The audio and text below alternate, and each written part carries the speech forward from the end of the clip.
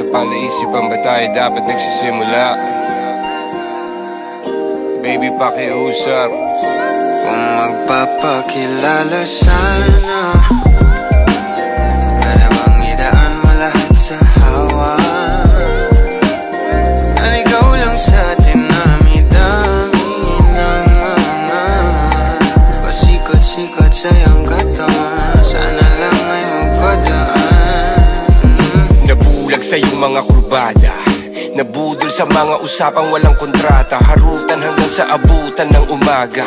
Walang sagot sa katanungan, tayo nga ba aruy? Kung ayaw masaktan, wag nang umasa. Nagbabaka sakali na lang na tsumamba. Mga dasal sa may kapal, sana gumana. Kaso madalas sila ni Satanas sa magkakutsaba. Matagal ko na itong pinapanalangin na ika'y tuluyang mapaibig sa'kin. Ngunit ako'y parang dagan, di na kitang nanlawin. Pinaglaruan tapos pinakawalan rin. Tinigay tahimik, isip ay malalim. Hirap lang basahin, tila babaybayin. Sarili kong lingwahe ng pag-ibig ay pag-amin. Ikaw ginawa mong sining ang pagiging sinungaling. Kung magpapakilala sana, para bang idaan mo lahat sa hawa. Naligaw lang sa dinami-dami ng mga pasikot-sikot sa iyong katawan. Sana lang ay magpadaan. Ano ba talaga tayo?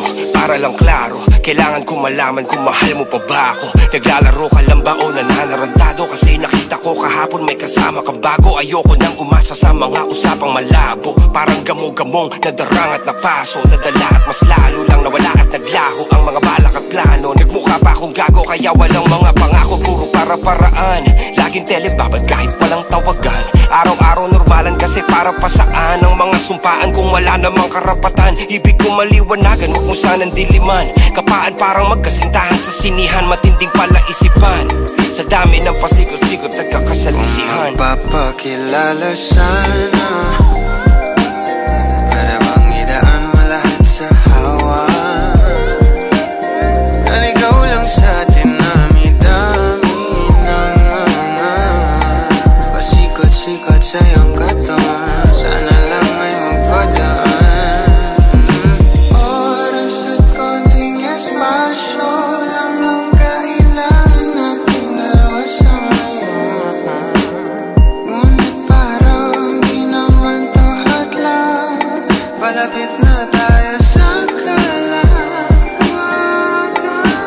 May dalawang magkasintahan sa taas ng bundok. Nagkasundong tapusin ang buhay nilang malungkot. Hindi na masaya sa kama, hanap na ituldok. Usapan ay sabay silang tatalon sa tuktok. Sabi niya, magtiwala ka lang sa'kin, mahal ko. Talon tayo ng sabay, pagbilang ko ng 3. Kaso lang, ang problema, pagkatapos niyang bumilang, siya lang ang tumalon. Si babae nagpaiwan, habang nakatingin sa kanya nakangiti lang. Ngunit biglang nagulat ang babae nang nakitang nakangiti din si lalaki habang pababa siya. Sabay biglang bukanan ng buhalang para kaida.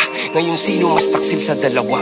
Sino ang mas tuso? Sino ang mas tanga talaga? Yung lalaki ba na may dalang backup plano? Yung babae na wala siyang balak back up?